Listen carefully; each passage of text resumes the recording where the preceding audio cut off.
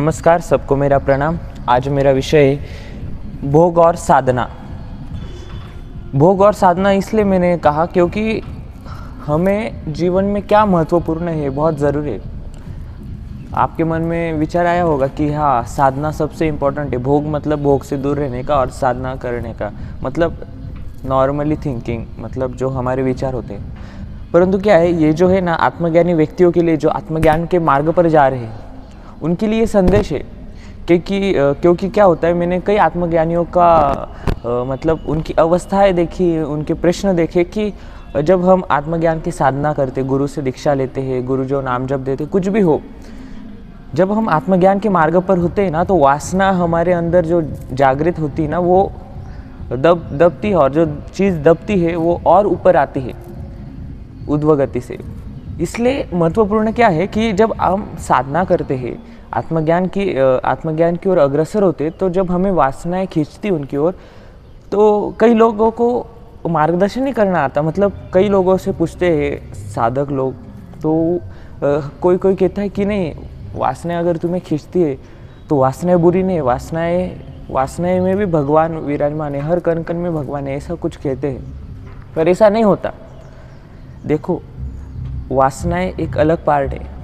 अगर आप देखोगे, जो चीज़ जो होती है, मतलब हर एक चीज़ में भगवान विराजते ही, परंतु अगर हमने कुछ भी चीज़ की अति कर दी तो उसकी माती हो जाती है। मराठी में मन है, अति तिथे माती। वैसे ही कोई चीज़ गलत और सही का नहीं, कोई चीज़ की उपयोगिता क्या है, ये बहुत महत्वपूर्ण है। जैसे हम कहते हैं ना कि वासनाएं उनकी ओर अग्रसर करती, वासना का भोग भोगना चाहिए। जब वासनाएं तृप्ति हो जाएगी, तब तुम आत्मज्ञान के मार्ग पर अग्रसर हो। ये जो मार्गदर्शन है, ये सबसे गलत मार्गदर्शन है। ऐसा नहीं होता। अगर वासनाएं आपको उनकी ओर खींच रहे हैं, तो तुम्हें उन पर विजय पाना है। जैसे हमने विश्वामित्र को देखा था। विश्वामित्र का क्या हुआ, जब उनके सामने कोई मेनका आई, उनकी साधना भंग करनी, वो भंग हो गई। माया इतनी ज़बरदस्त होती कि वो उसकी ओर आकर्षित हमें कर सकती है।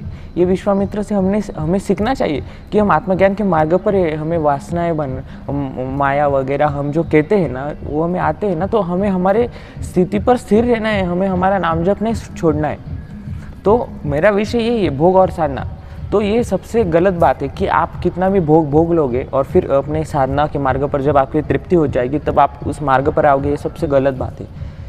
अभी से ही ध्यान रखो, जब तक तुम इन चीज़ों से दूर नहीं हटोगे, तब तक तुम आत्मज्ञान के मार्ग पर अग्रसर हो ही नहीं सकते। ये ध्यान देना चाहिए। और वासना की तृप्ति हो ही नहीं सकती। आदमी कितना भी बूढ़ा हो जाए, उसकी वासनाएं समाप्त नहीं होती। वो किसी भी चीज़ की वासना हो, शारीरिक, मानसिक, किसी वस्तु में हो, किसी भी व्यक्ति में हो, कोई भी हो, उसकी वासनाएं तृप्ति नहीं हो सकती। वासना का दूसरा नाम ही अतृप्ति है।